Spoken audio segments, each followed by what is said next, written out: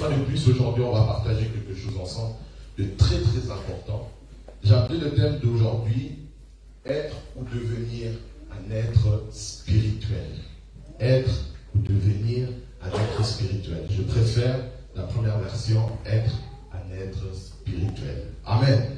Amen. Alors aujourd'hui, je n'aurai pas forcément de verset de base, mais au fur et à mesure qu'on va commencer à développer la parole, je donnerai des versets qu'on va tout simplement noter et vous pourriez les méditer à la maison, vous pourriez les voir à la maison pour vous faire aussi encore d'autres idées par rapport à ce qu'on va partager aujourd'hui. Donc on va appeler ce thème être un être spirituel. Si vous faites attention, le pasteur a souvent l'habitude de dire que nous devons être des êtres spirituels et que nous devons pratiquer la spiritualité. À plusieurs reprises, il nous le répète, il faut être des êtres spirituels et pratiquer la spiritualité. C'est une des choses, une suite logique que je pourrais même dire, lorsqu'on reçoit Christ dans notre vie, lorsqu'on reçoit le Saint-Esprit, on devient un être spirituel. C'est quelque part une suite logique et puis c'est quelque part aussi un outil nécessaire et important pour notre marche chrétienne, pour notre vie chrétienne, d'être un être spirituel. Amen. Amen. Rappelez-vous, l'année passée, lorsque j'avais partagé, on était dans le psaume 82, le verset 6. Et je vous avais fait comprendre que nous sommes des dieux. Et quelque part, si on est comme Dieu, lui qui est un être spirituel, lui qui est spirituel, si nous sommes semblables à lui, nous devenons aussi quelque part des êtres spirituels. Nous devenons quelque part aussi spirituels. Donc si nous sommes semblables à lui, comme il le dit aussi dans Genèse, quelque part aussi, lui qui est spirituel, nous aussi, nous devenons spirituels. Amen. Amen. Est-ce qu'on comprend jusqu'à là? Lui qui est spirituel, nous aussi, vu que nous sommes semblables à lui, nous devenons tout simplement aussi des êtres spirituels. L'objectif en fait de cet enseignement, ce sera tout simplement 3 points. Le premier point, c'est tout simplement de comprendre qu'est-ce que c'est un être spirituel. Parce que là on parle, on peut se dire qu'un être spirituel finalement, c'est un peu bizarre, pour certains ça peut leur faire peur même de se dire mais un être spirituel c'est pas des sorciers, des gens mystiques, etc. Mais on va voir qu'est-ce que c'est tout d'abord un être spirituel, qu'est-ce que cela veut dire, où est-ce que je veux vous emmener en disant que nous sommes des êtres spirituels. Le deuxième point, je peux aussi le mettre avec le troisième, on va voir tout simplement pourquoi nous devons être des êtres spirituels, on va aussi voir quelques vérités à savoir, quelques vérités tout simplement à retenir, les bénéfices derrière tout ça lorsqu'on est un être spirituel.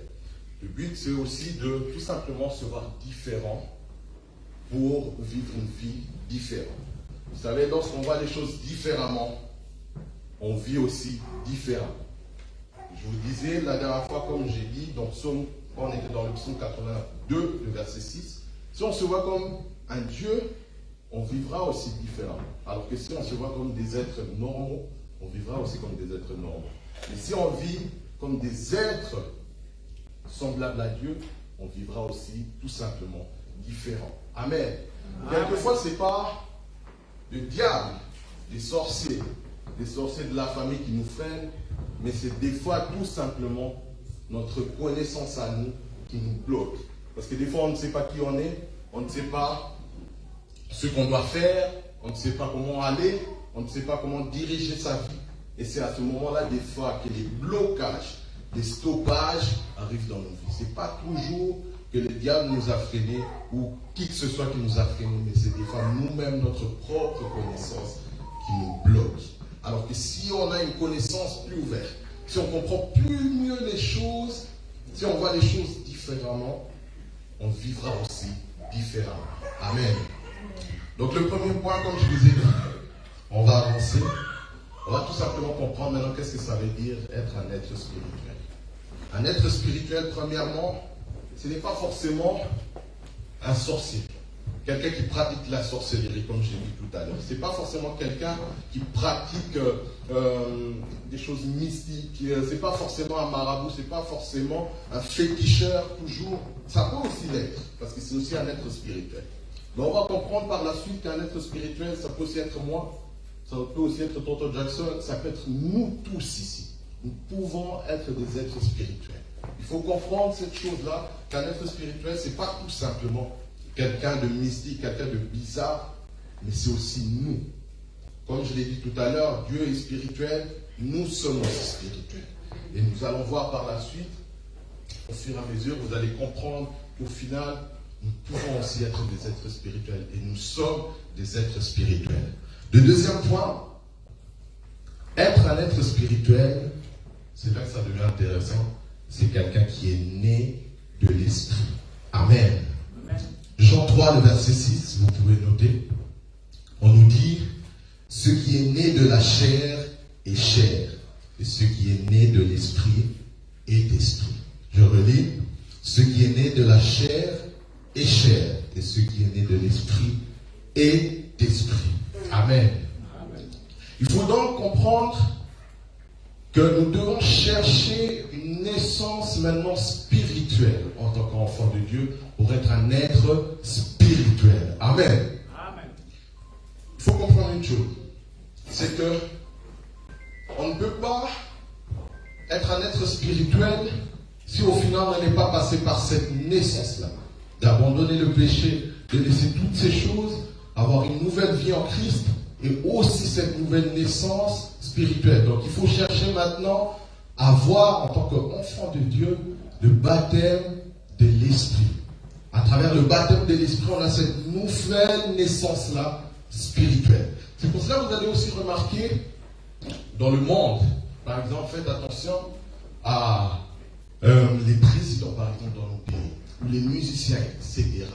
Quelquefois, lorsqu'ils veulent devenir plus forts spirituellement, lorsqu'ils veulent avoir une nouvelle naissance spirituellement, ils passent d'abord par la mort. C'est pour cela qu'on va entendre des histoires. Il y avait un tel qui était pendant 3 jours, 4 jours dans sa chambre, il était mort, et lorsqu'il est sorti, il a une nouvelle naissance spirituelle. Et vous allez voir qu'il devient plus puissant spirituellement que ce qu'il était avant les 3 jours, les 4 jours.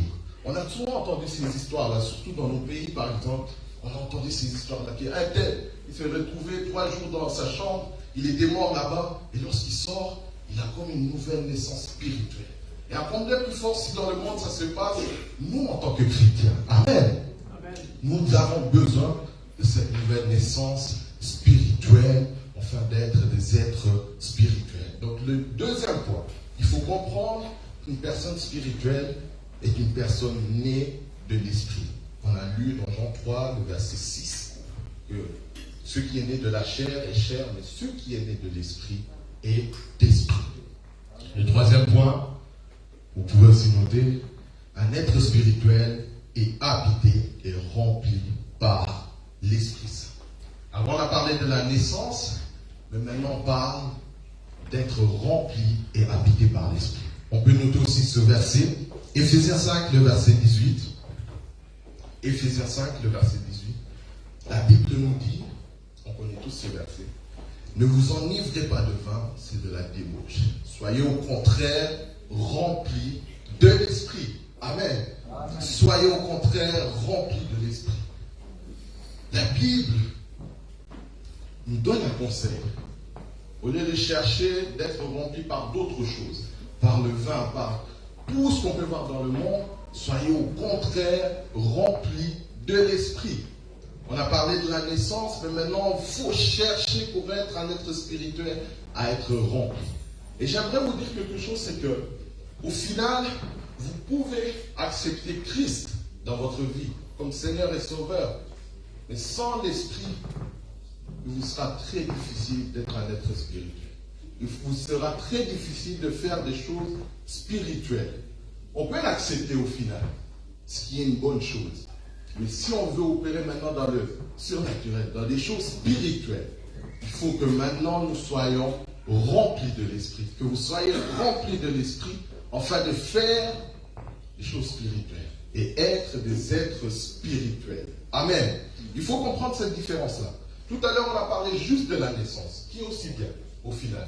Mais maintenant, il faut ardemment, il faut chercher à être rempli, habité par l'Esprit, pour être un être spirituel. Christ lui-même, on va voir aussi dans la Bible, il nous montre cet exemple-là quelque part. Lorsque vous lisez dans Matthieu 3, le verset 6, lorsqu'il va se faire baptiser.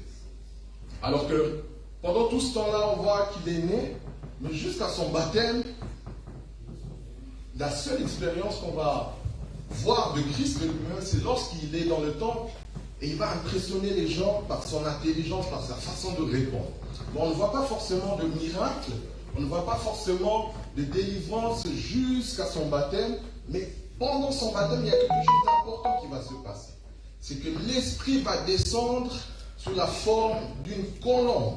C'est comme si, pour dire que malgré qu'il était Dieu, mais quelque part, il avait besoin de l'Esprit pour maintenant faire des choses spirituelles au final. Amen. Amen. Donc on voit ce côté-là aussi, Christ lui-même aussi nous montre cet exemple. Et vous allez voir dans Luc 4, le verset 1, on va nous dire, lorsqu'il va jeûner, pour être tenté finalement par le diable aussi, on va nous dire qu'il a été amené par l'Esprit et il fut rempli par l'Esprit.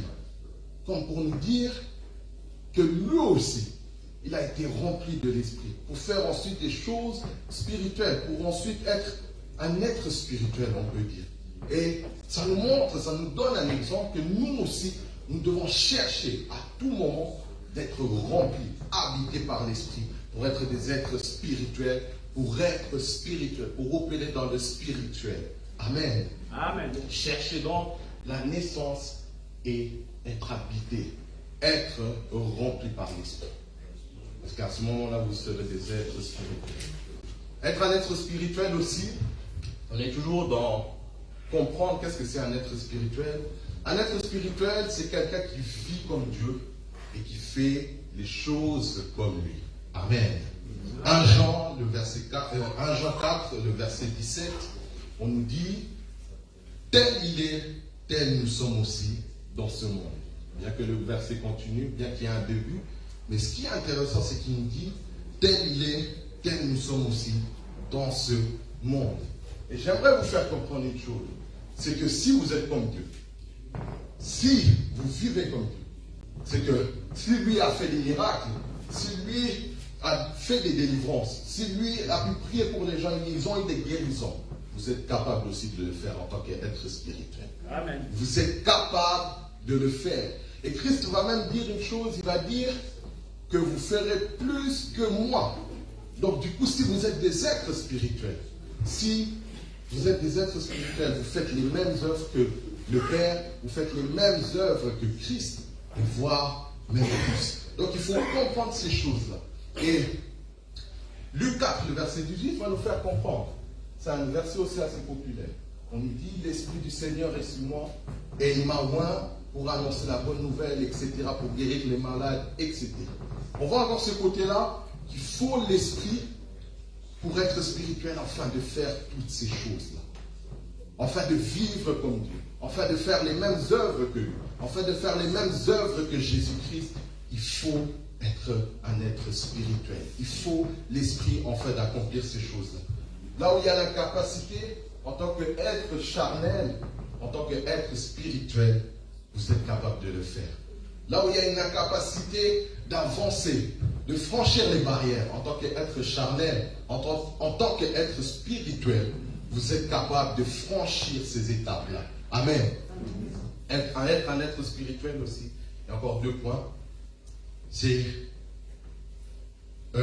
celui qui se laisse conduire par l'Esprit.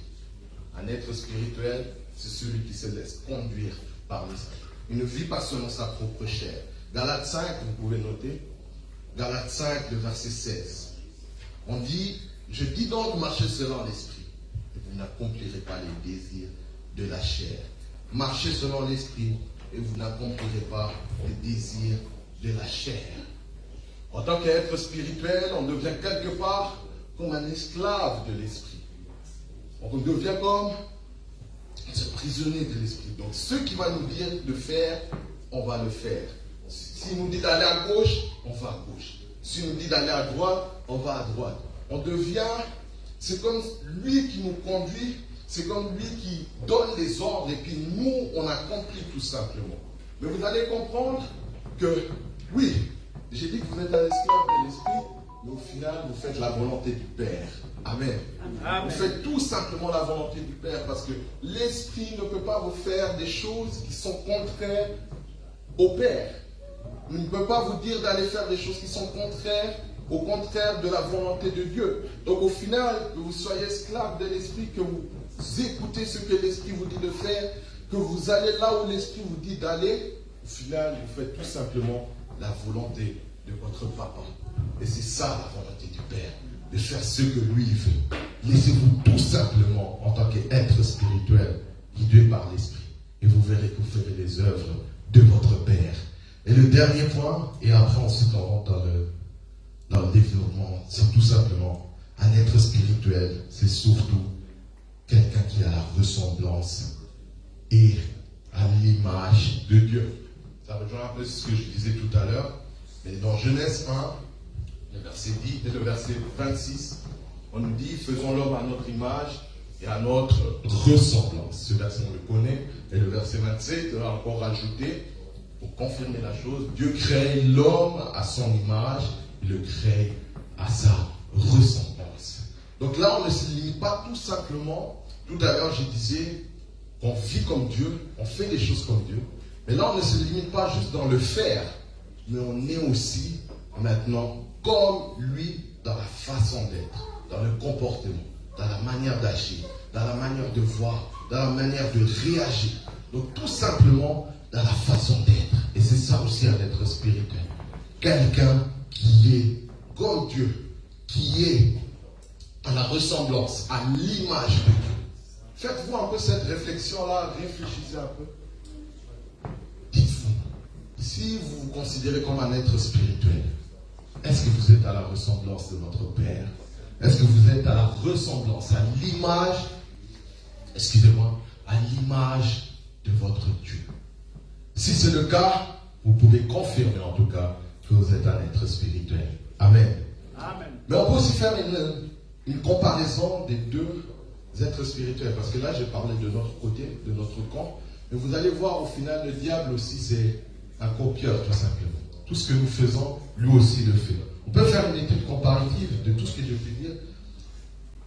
Tout à l'heure, je disais que l'être spirituel doit être né de l'esprit. J'ai expliqué tout à l'heure que ceux qui sont spirituels aussi dans le monde des ténèbres, ils doivent aussi passer par une nouvelle naissance spirituelle. Je disais tout à l'heure qu'il y en a, ils passent 3 jours par exemple, morts, ils se disent morts dans leur chambre, etc., pour avoir une nouvelle naissance spirituelle. Parce que nous aussi on a au final, mais le diable tout simplement, il fait que de copier ce que nous on a. La deuxième des choses que j'ai dit, qu'on doit être habité et rempli par l'esprit. Ce que le diable fait aussi avec ses adeptes, ils sont tout simplement remplis par l'esprit du malin pour accomplir les œuvres du malin au final. Vous voyez que des deux côtés c'est la même chose, mais sauf que l'autre c'est d'un côté mauvais. Mais au final les choses se font à peu près de la même chose. Mais sauf que l'autre c'est juste un menteur. Amen. Amen. Et on a dit aussi que l'être spirituel vit comme Dieu et fait les choses comme Dieu.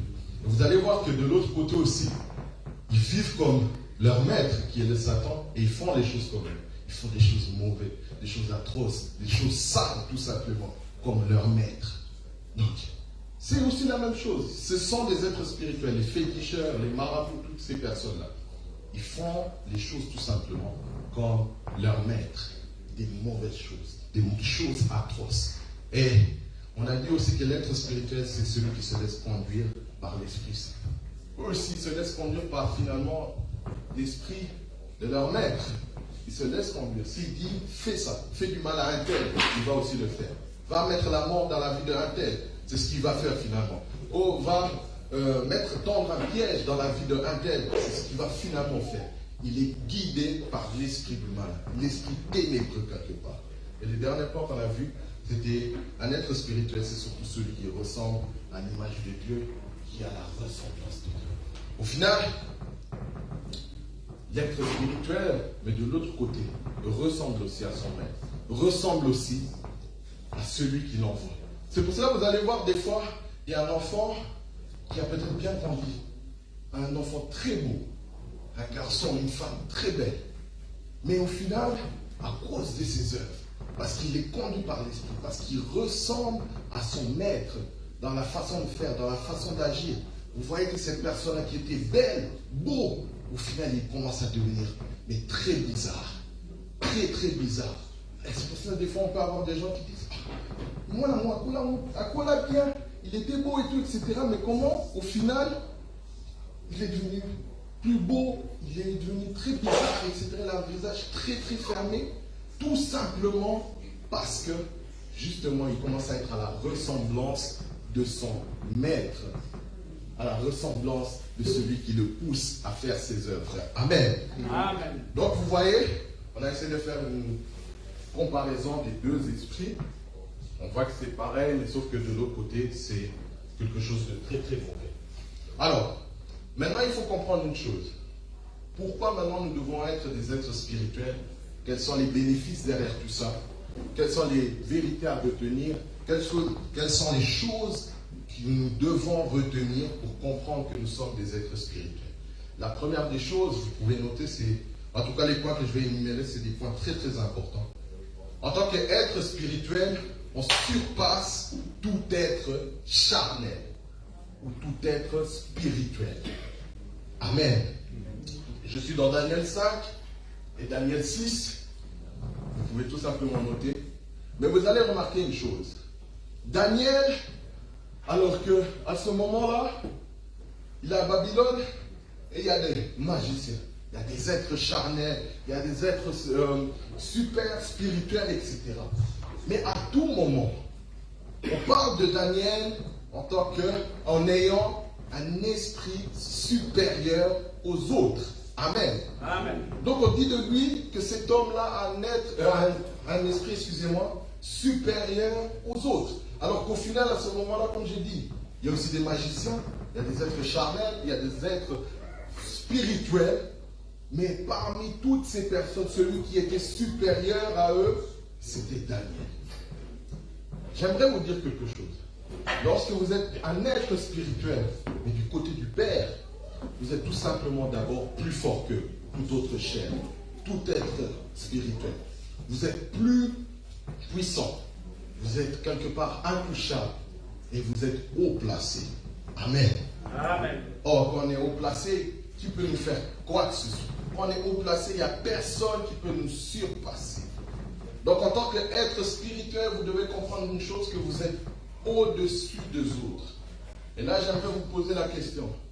Comment, alors que vous êtes un être spirituel, vous dépassez tous les autres, vous êtes, comme je pourrais dire, supérieur aux autres, mais au final, vous êtes fragilisé par un esprit inférieur au vôtre.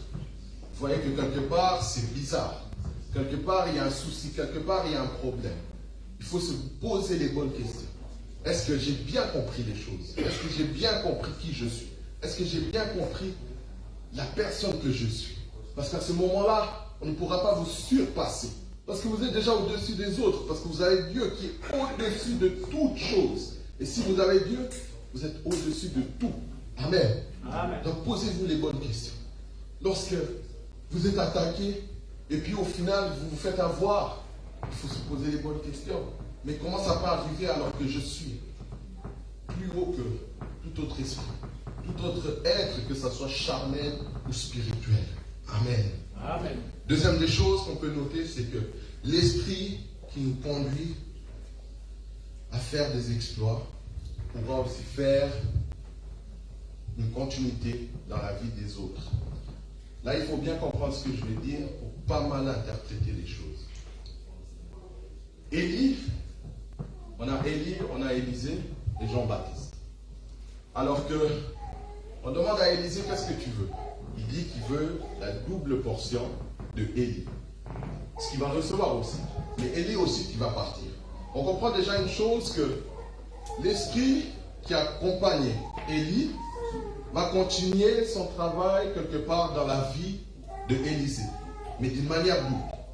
Et plus tard encore, alors qu'on attend le retour de Élie, quelque part on va nous dire que Jean-Baptiste marchait avec l'esprit de Élie. C'est ce que le pasteur aussi nous a prêché, je crois que c'était la semaine passée, ou il y a 2 semaines. On retrouve Élie dans la vie de Jean-Baptiste au final. Donc il faut comprendre une chose, je ne suis pas en train de vous dire que vous devez aller invoquer des morts ou l'esprit des gens qui sont déjà partis, pas du tout. Mais j'aimerais tout simplement dire que l'esprit qui accompagnait peut-être un serviteur peut accompagner un autre après son départ. C'est pour cela que vous allez remarquer des fois que dans une église, alors que le pasteur est déjà parti, il y a peut-être 5 ans, 6 ans, 7 ans, mais au final, ceux qui sont restés, ceux qui ont repris le relais, ils parlent de la même manière. Ils voient peut-être de la même manière. Ils font peut-être les choses de la même manière que celui qui est parti il y a 5, 6 ans, 7 ans, tout simplement à cause de l'esprit qui l'accompagne. Parce qu'il était un être spirituel et son œuvre, quelque part, doit continuer, doit s'accomplir. Donc, du coup, d'autres personnes ont dû prendre le relais.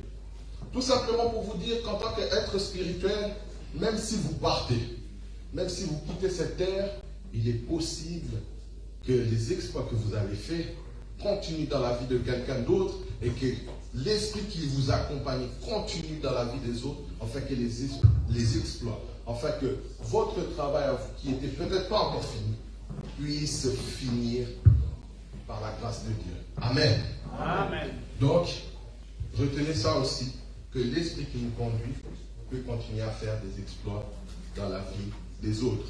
Le 3e point, qu'on peut aussi noter, c'est qu'en tant qu'être spirituel, nous sommes une source de solution pour les autres. Amen.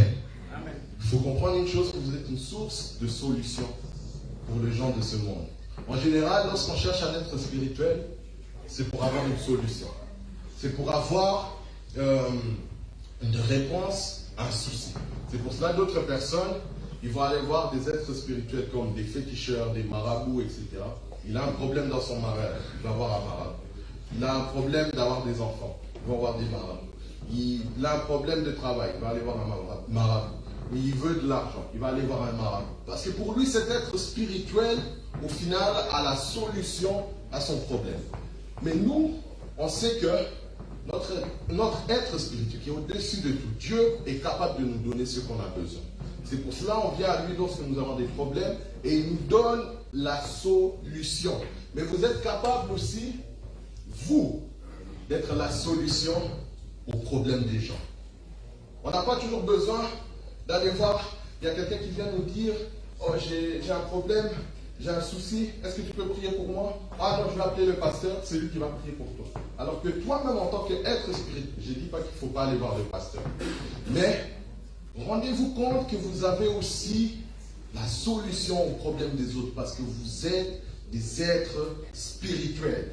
Amen. Amen. Il faut se rendre compte de ces choses-là, de qui vous êtes. Vous êtes un être spirituel et vous portez la solution pour les autres. Lorsque quelqu'un vous pose la question, mais là, je n'arrive pas à trouver de travail, est-ce que tu peux prier pour moi? Et ta prière aussi, au final, à travers Dieu, exauce le problème de la personne.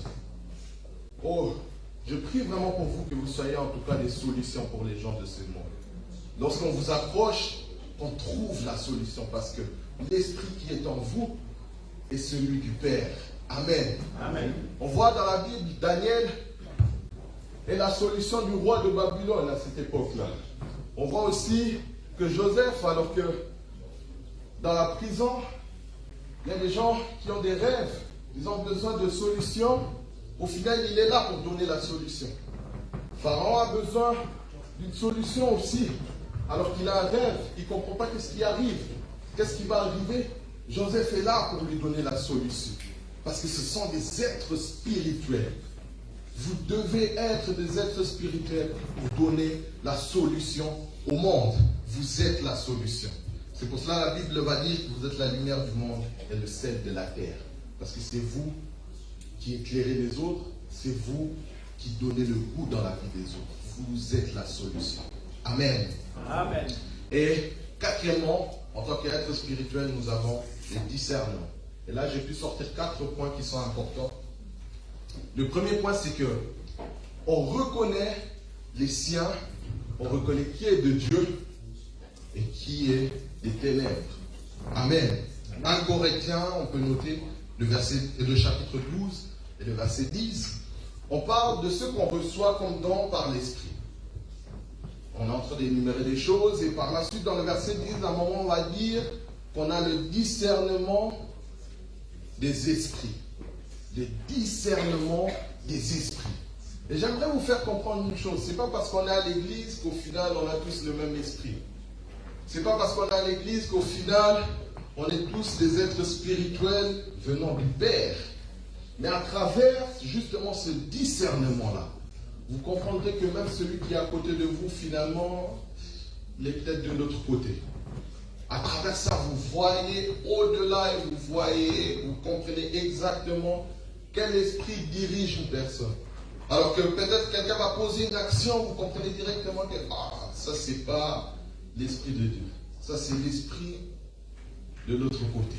En étant un être spirituel, vous avez le discernement de reconnaître qui vient de quel côté, qui est avec nous et qui n'est pas avec nous. On peut être à l'église, on n'est pas tous conduits du même esprit.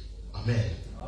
La deuxième des choses, toujours dans le discernement, c'est qu'on discerne dans quel temps, dans quelle saison on se trouve, ce qui est aussi important. Vous allez comprendre, avant le Covid, il y a eu des gens qui disaient déjà qu'il y aura des temps difficiles qui vont arriver. Ils ont discerné déjà les temps qui vont arriver. Ils ont pu dire qu'au final, dans peu de temps, il y aura des temps très très difficiles qui vont arriver.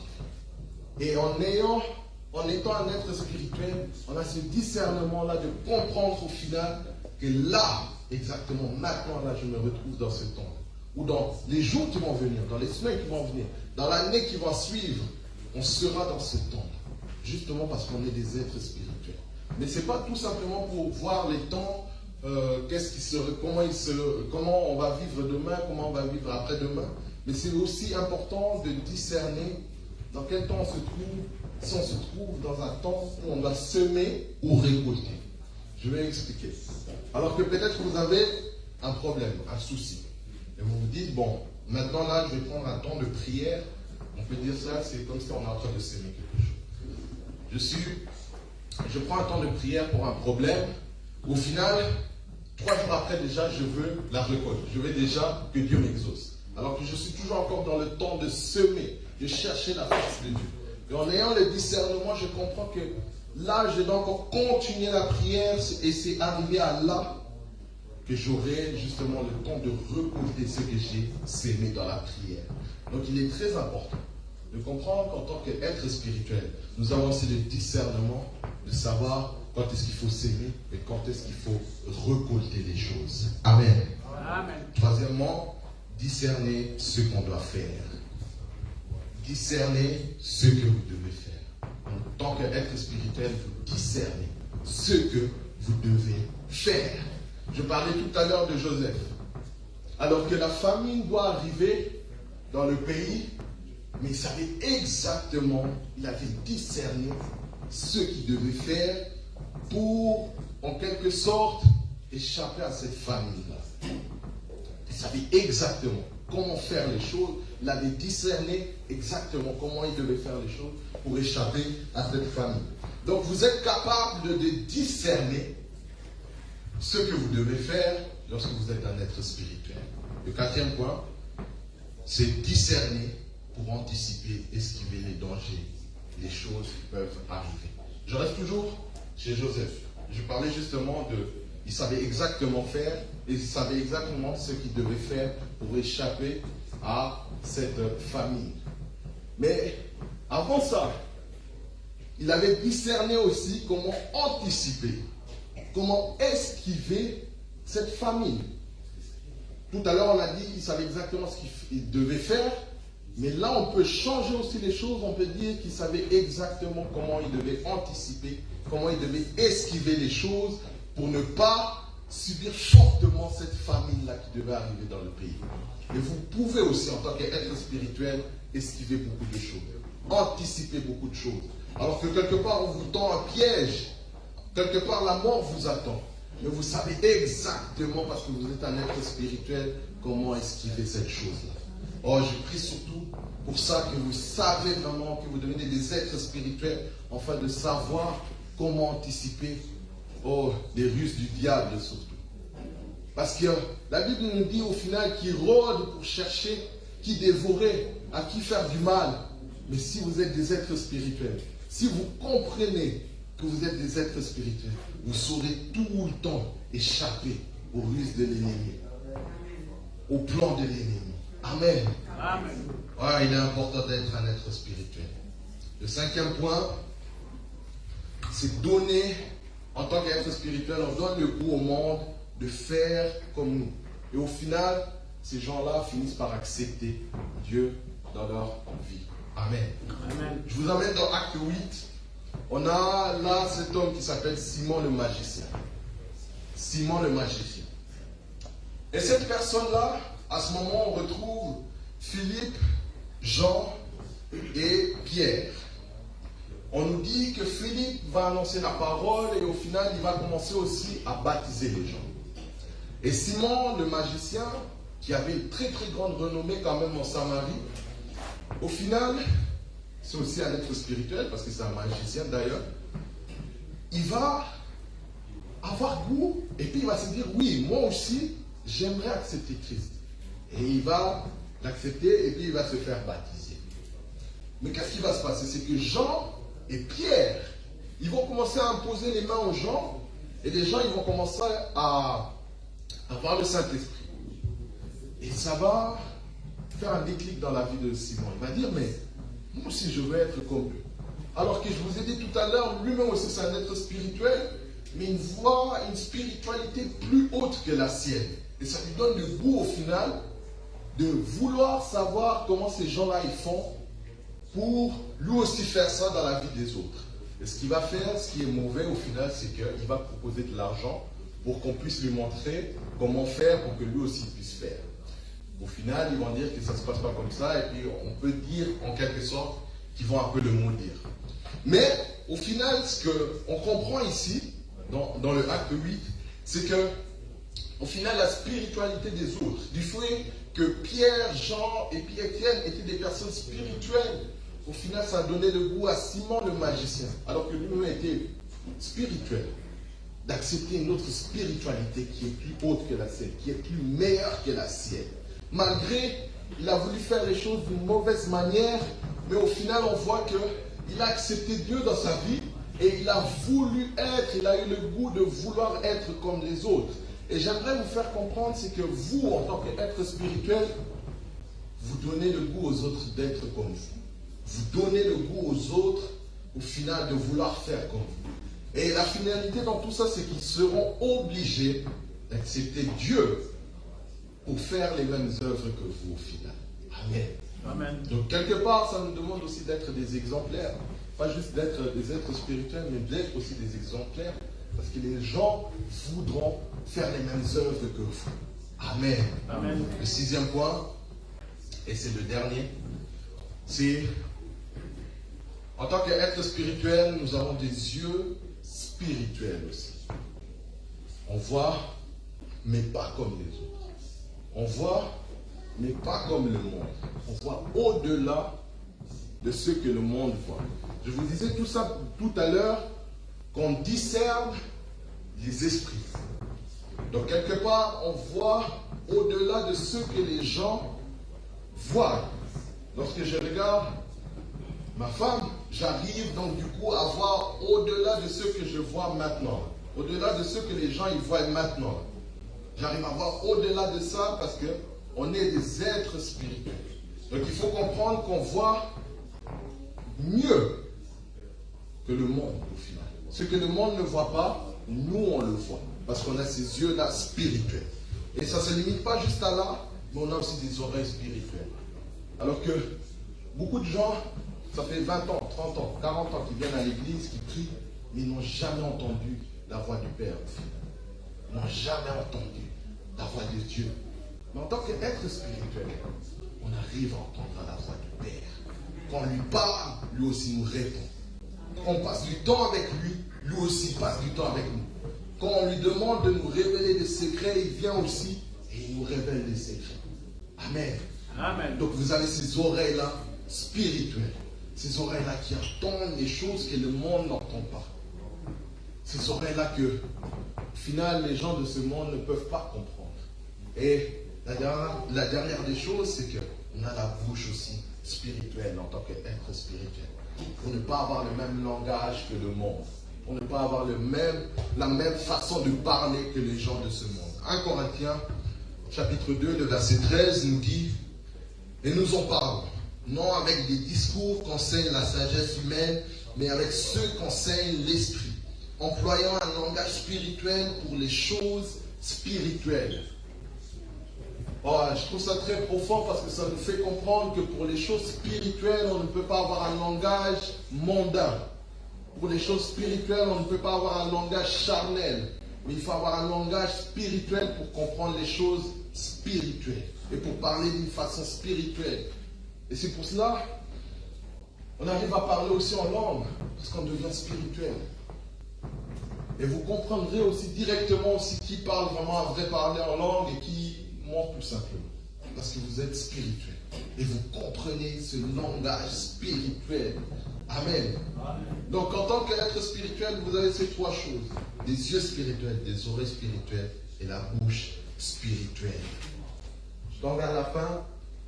Et j'aimerais tout simplement dire qu'il est temps que nous arrêtons à être des chrétiens terre à terre. Des chrétiens qui, au final, viennent seulement tout simplement prier, chanter, etc. Mais au final, qui ne sont pas, qui servent à rien du tout, au final, je peux dire. Mais il est temps que nous devenions des êtres spirituels. Des êtres spirituels. Et vous allez comprendre qu'en tant qu'être spirituel, vous aurez aussi un acte spirituel dans ce monde. Vous allez voir dans la Bible, Pierre, son ombre guérissait des gens parce qu'il était un être spirituel, tout simplement. Jésus-Christ, au final, on dit qu'il va utiliser juste sa salive pour, au final, donner la vie à quelqu'un. C'est tout simplement parce que c'était des êtres spirituels. Et aujourd'hui, nous ne fournissons plus rien dans ce monde parce que nous ne sommes pas spirituels. Nous ne sommes pas des êtres spirituels. Or, moi, je prie que partout où je passe, que mon ombre aussi fasse la même chose comme Pierre. Je prie que, au final, que je prenne n'importe quoi, et au final, que ce soit mon manteau ou je ne sais pas quoi, et que ça produise des choses, parce que je suis un être spirituel. Il est temps que les gens voient maintenant les choses d'une manière différente, et qu'ils se voient maintenant comme des êtres spirituels, et non des chrétiens terre à terre, qui viennent tout simplement passer leur temps à l'église, mais au final, qui ne produisent rien du tout. Parce que vous devez produire plus que ça en tant qu'être spirituel. Amen. Oh, je prie que vous soyez vraiment des êtres spirituels. Et il faut des fois que les gens vous voient comme des nganga, comme des sorciers, des trucs bizarres, vraiment, qui se disent, mais cette personne-là, il devient bizarre. Hein?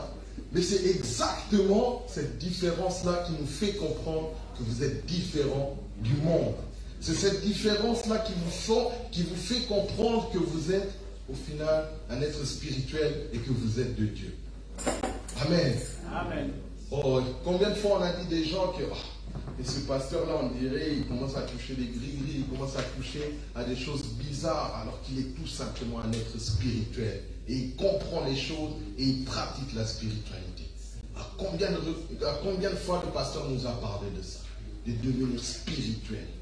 Oh, quand on utilise des bouteilles et on prie pour ça, on commence à critiquer les pasteurs. Oh, mais comment le pasteur il peut nous dire de ramener des bouteilles?